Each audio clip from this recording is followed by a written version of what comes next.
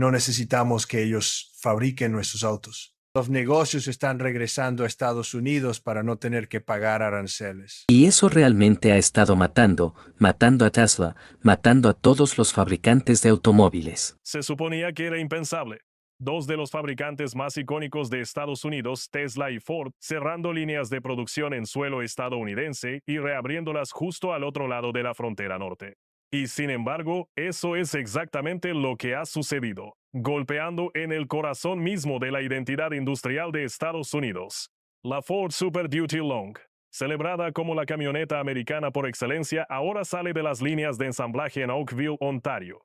La batería de nueva generación 4680 de Tesla, anunciada alguna vez como la columna vertebral del liderazgo estadounidense en energía limpia, se está construyendo en Quebec, impulsada por energía hidroeléctrica barata y respaldada por unos asombrosos $1,200 millones en incentivos.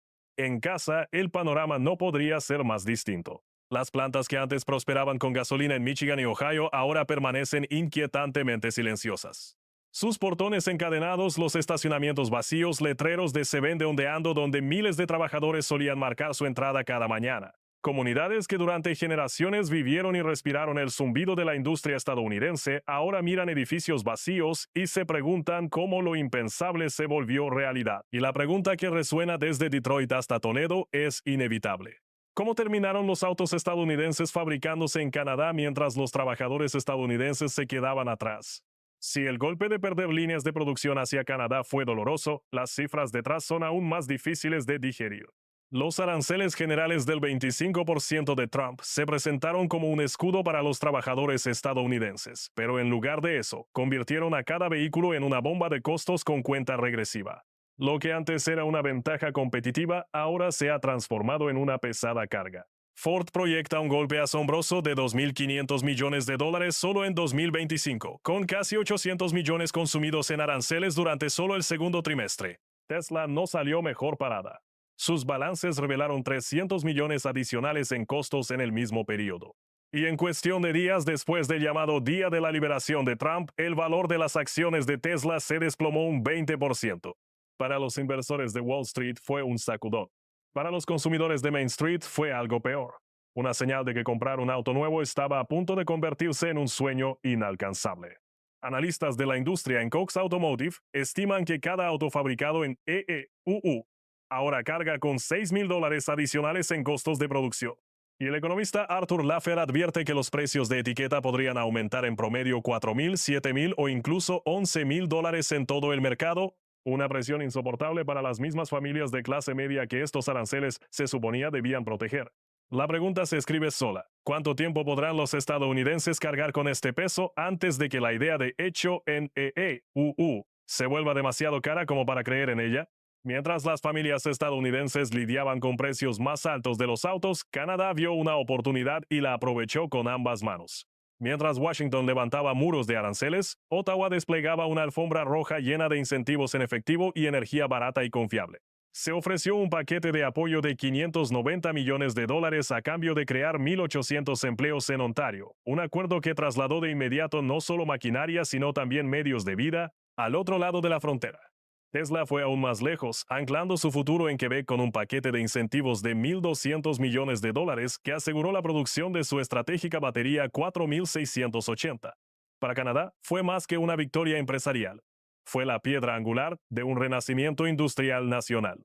La fórmula era simple pero efectiva. Abundante energía hidroeléctrica que reduce drásticamente los costos operativos, un sistema de aprobación ágil que evita la interminable burocracia y una fuerza laboral conocida por su estabilidad en lugar de huelgas. Eran ventajas que Estados Unidos ya no podía garantizar. El resultado fue una cruel ironía.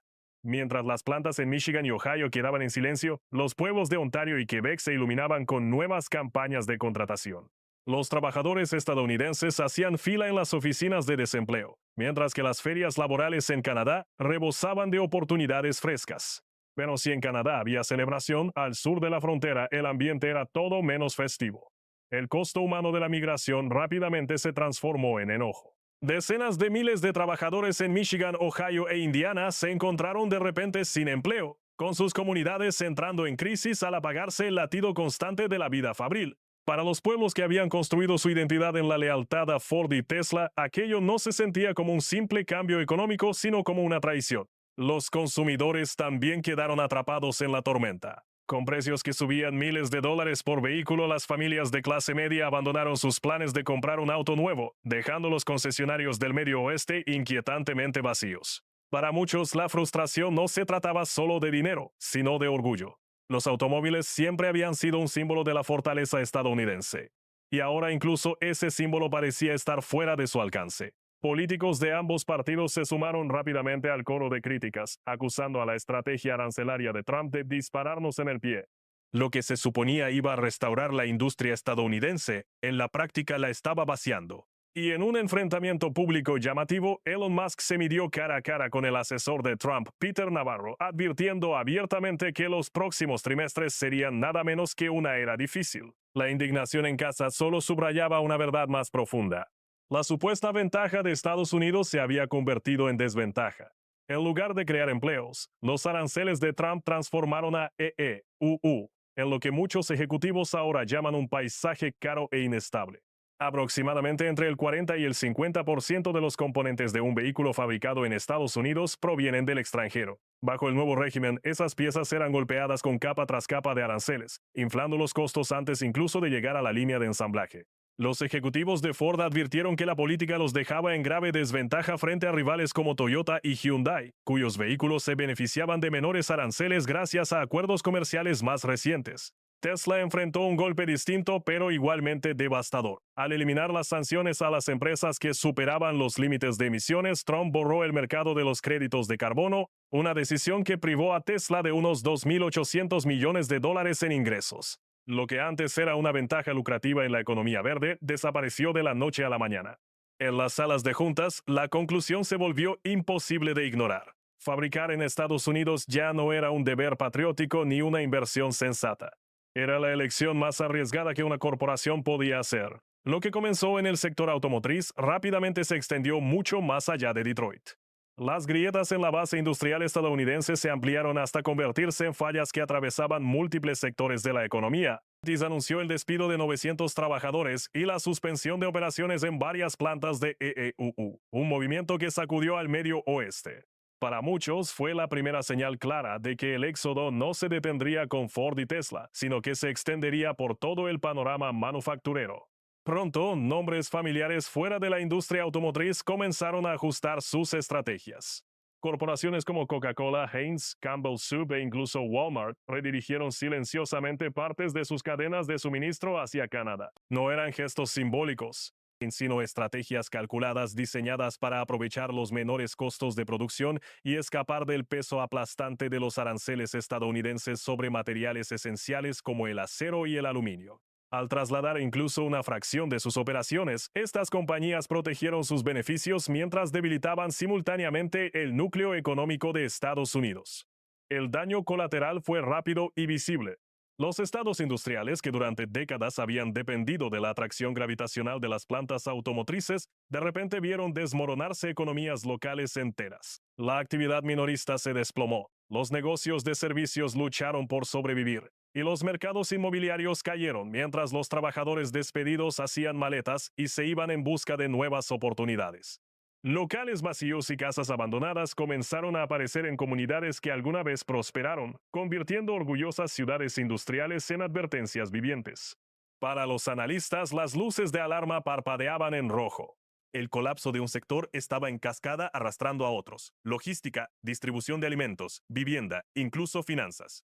Esto no era solo una recesión industrial, era una reacción en cadena que amenazaba la estabilidad estructural de la economía estadounidense. Los comentaristas comenzaron a describirlo no simplemente como una crisis de la industria automotriz, sino como un terremoto económico, uno que podría sacudir permanentemente los cimientos de la prosperidad de Estados Unidos si no se contenía. El éxodo de fábricas era solo la mitad de la historia. Canadá no solo acogió las líneas de producción estadounidenses, sino que contraatacó con su propio arsenal de armas comerciales. Ottawa presentó una serie de medidas de represalia que reflejaban los aranceles de Washington, utilizando el mismo marco del TEMEC para convertir el juego en una pelea perfectamente simétrica. Lo que en Washington se había presentado como una muestra unilateral de fuerza se transformó de pronto en una competencia entre iguales.